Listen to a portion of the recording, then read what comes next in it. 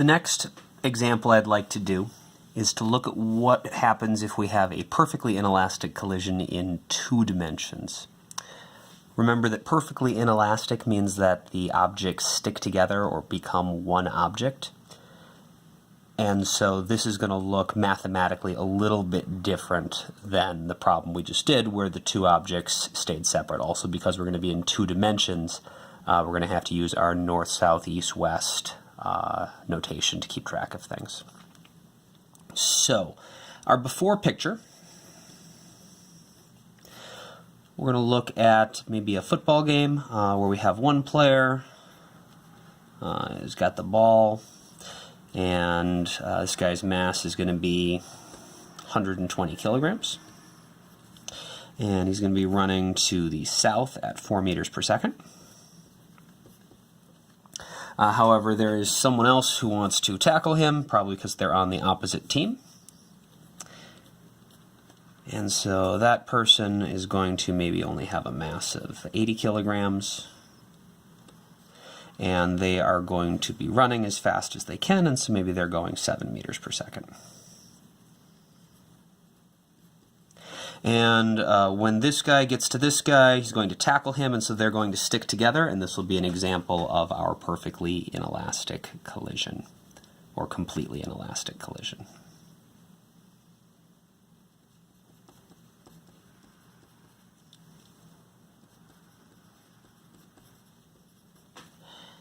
And what I want you to figure out, or what we want to figure out, is what is their final velocity going to be at the end? When the 2 of them have become a single object stuck together as they are crashing into the ground, what will their velocity be in that moment?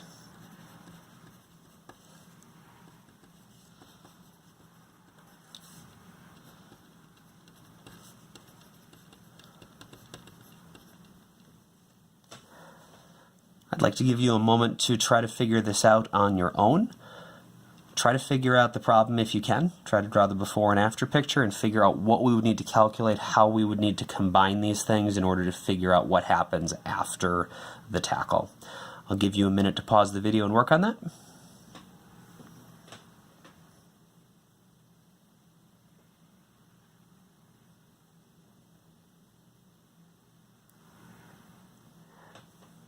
So our after picture is going to be pretty simple.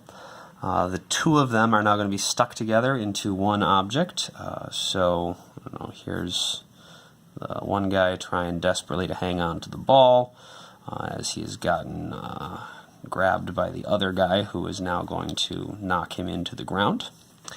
And together they're going to be moving together, and it should hopefully be kind of obvious that if this guy was moving to the south and this guy was moving to the east, after they stick together, they're going to be moving in some sort of southeastern direction.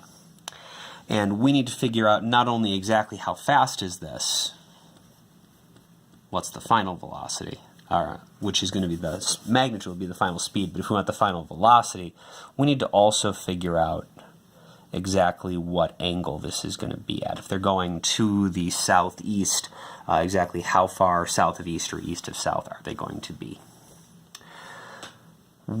Noticing that these arrows sort of look like they form a tip-to-tail diagram, it might be tempting to try to just add the 7 meters per second to the 4 meters per second and figure out what the resultant is. The problem is we do not anywhere have the equation velocity plus velocity, like velocity of object 1 plus velocity of object 2 gives you the total velocity. What we do have is conservation of momentum, though. We know that the total momentum beforehand equals the total momentum afterwards. And we've got 2 objects at the beginning, so the total momentum beforehand is going to be P1I plus P2I. Equals, at the end, there's only 1 object, and so I don't actually need to use 1 or 2 notation. I can just call it the final momentum. And so if I'm going to draw a vector diagram, or a tip-to-tail diagram showing how these work, I have to use the momentums, not the velocities, because the momentums are what we actually have an equation for. And so the initial momentum of object 1 is going to be, let's see, I said this guy was object 1. I guess that means this will be M2, this will be V1, and this will be V2I. So we're going to take P1I is going to be the mass times the velocity for object 1, and that will be going down. So we'll label that P1. I. And we know that's momentum is mass times velocity, so that's going to be our mass of 120 times our velocity of 4 is going to be 480 kilogram meters per second. That has to combine with the momentum of object 2 initially, which is going to be 80 times 7. That'll be a bit more than 480, so I'll maybe draw this a little longer. And we'll get P2I is going to be the mass 80 times the velocity 7 is going to be 560 kilogram meters per second. And if we add these together, the resultant has to give us their final momentum. And then we can indicate the angle right here. And so I guess we are going to wind up finding the angle east of south instead of south of east, but we could have drawn the arrows going east and south instead if you wanted to find the angle that way. Now the problem is actually to figure out what their final velocity is. However, we're going to need to find the momentum first, and it's going to be connected, so they're going to be going in the same direction. One of the things that we know about momentum is it always goes in the same direction as the velocity. And so the final momentum is just the magnitude of the hypotenuse of this right triangle here. Since we have a right triangle, we can just use the Pythagorean theorem.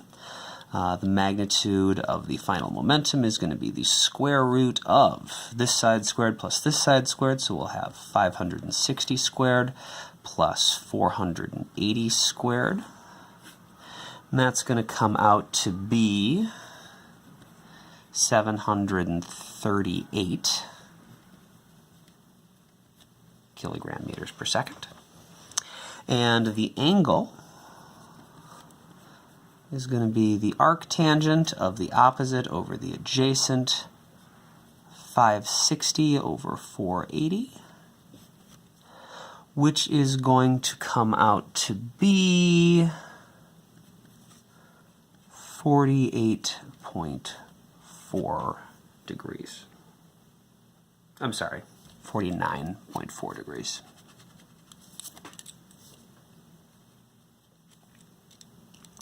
Now this isn't quite our final answer though. We wanted to figure out the velocity, and this is only the final momentum. And so our last step is going to be to figure out what the magnitude of the velocity is. We know that momentum is mass times velocity, and so the velocity at the end has got to be equal to the final momentum divided by the mass at the end. The magnitudes, 738 kilogram meters per second.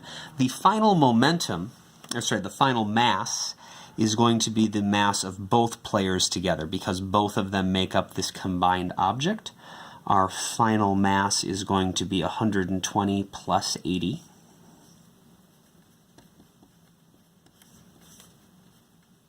Or 200 kilograms. So we divide this out and we get about 3.7 meters per second.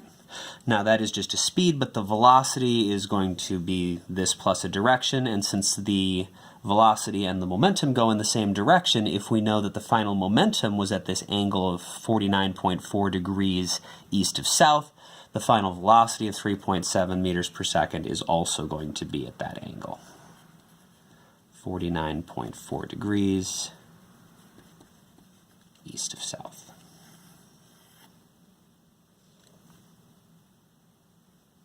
The next problem we're going to look at is in your packet. It is the grenade problem, and so if you could flip to that in your packet, and then I will see you at the next video.